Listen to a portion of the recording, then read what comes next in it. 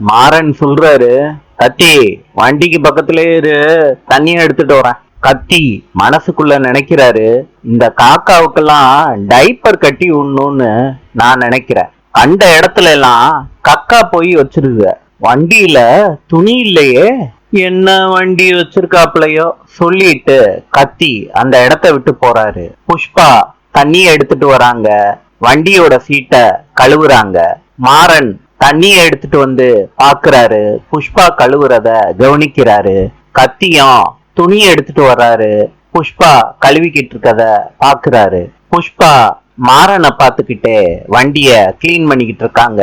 புஷ்பா சொல்றாங்க, என்ன கொழுந்தனாரே, நாளைக்கெல்லாம் பைக்க இந்த மாதிரி வெளியே விடாதீங்க. சைட்ல மாமா ஷெட் போட்டிருக்காருல, ஷெட்ல விட்டுருக்கலாமே, இல்லைன்னா காக்கா அசிங்கம் பண்ணிக்கிட்டே தான் இருக்கும். இருங்க, நல்லா தொடச்சிடுறேன். புஷ்பாவை பார்த்துக்கிட்டே மாறன் நின்னுகிட்டு இருக்காரு. நாளை சந்திப்போம்.